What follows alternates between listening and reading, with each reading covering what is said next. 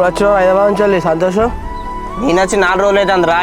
ఇంటికాడ ఉండవు, నువ్వు ఎక్కడున్నావు ఎత్కంగా ఇప్పుడు ఇక్కడ ఉన్నావు తెలిసింది. ఇంకా మానలేరా తాగుడు? ఏం మాంటారా ఈ తాగుడిగా అయిపోయింది లైఫ్. సచ్చే వరకు ఇక ఈ తాగుడు అయితే మానవుడు ఉండదు రే. ఇక ఏ ఉండదు నా లైఫ్లో. అరే అట్లెందుకు మాట్లాడుతున్నా అన్వేషు? నేను వచ్చేదే ఎప్పుడో ఒకసారి. వచ్చడానికి కూడా నువ్వు నన్ను ఎందుకు వెళ్తలేవురా? నేను ఫోన్ చేస్తే లిఫ్ట్ ఎత్తలేవు, కట్ చేస్తాను. అసలు నాకు ఏం అర్థమవుతలేదురా.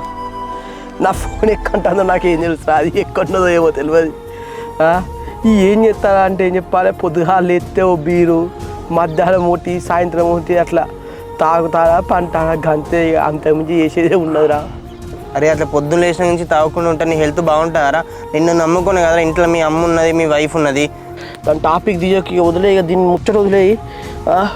నువ్వు ఎట్లుంటానో హైదరాబాద్లో? జాబు అందరూ ఇట్లా మంచిగా ఉన్నారా? ప్రజెంట్ అయితే అట్లా ఉన్నారా.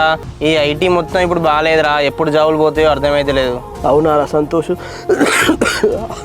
అన్నీ మంచిగా ఉంటే నువ్వు నేను మంచిగా ఉంటుకుంటా హైదరాబాద్లో జాబ్ చేసుకుంటా అసలు లైఫ్ ఎంత మంచిగా ఉండేదిరా.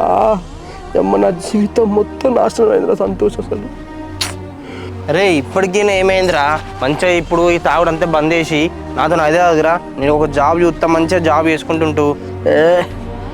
ఇప్పుడు ఏమన్నారా లైఫ్ మీద మొత్తం ఊపిపోయింది. ఇక ఇప్పుడు వచ్చి ఏం జాబులు చేయాలి, ఏం బతకాలరా? అయిపోయింది. ఇంకో సంవత్సరమో 6 నెలలు అయితే అంత అయిపోతుంది.